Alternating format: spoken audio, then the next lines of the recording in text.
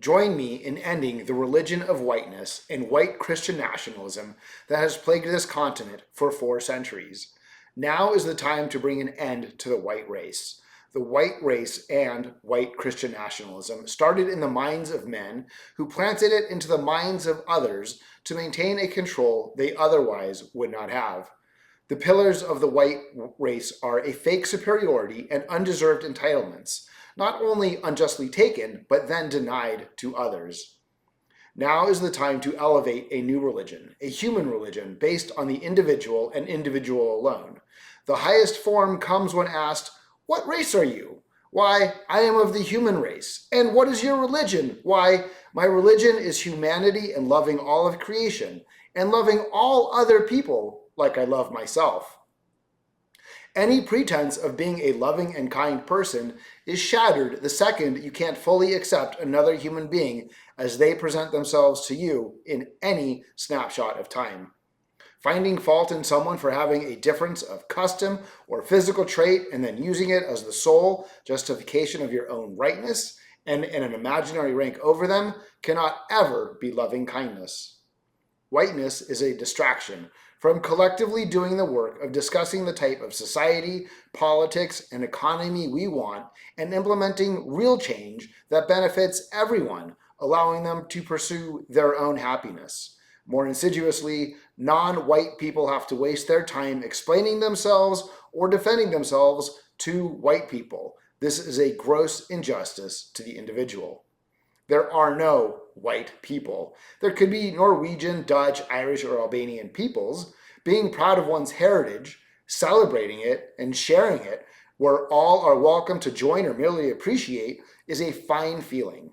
Claiming that because you are Norwegian, Dutch, Irish, or Albanian, so you are therefore some mythical white, is total and utter nonsense.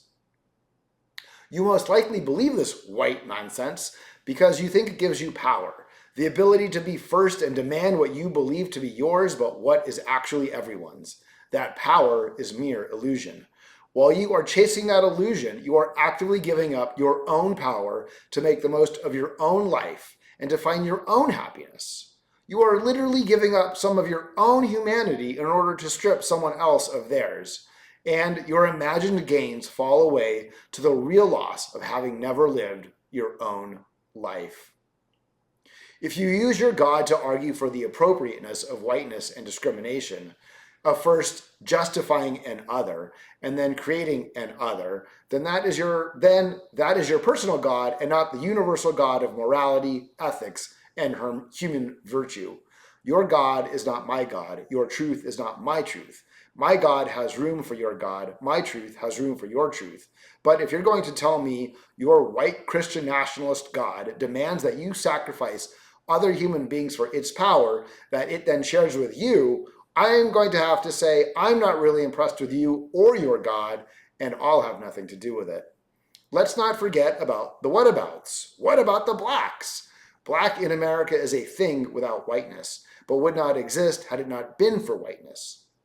Slavery took away the Angolan, Congolese, and Gabonese ancestors and replaced it with a forced servitude that affords no past to the descendants. The descendants fought and continue to fight to be afforded their full liberty due any human. However, what was stolen and ancestral past can't ever be returned. So Black Americans have created their own uniquely American history out of the ashes of the plantation. And like the Norwegian, Dutch, Irish, or Albanian, the Black American should always be celebrated. This isn't a case of what about. This is justice, or what might be thought of as justice approximating some sort of propriety over the arc of time. What about the Jews or the Muslims or the Asians or the Mexicans or the gays or the women or the mixed? Well, what whiteness recognizes as differences to be shunned, punished, and destroyed, universal liberalism recognizes as our strength and shared humanity and worth celebrating.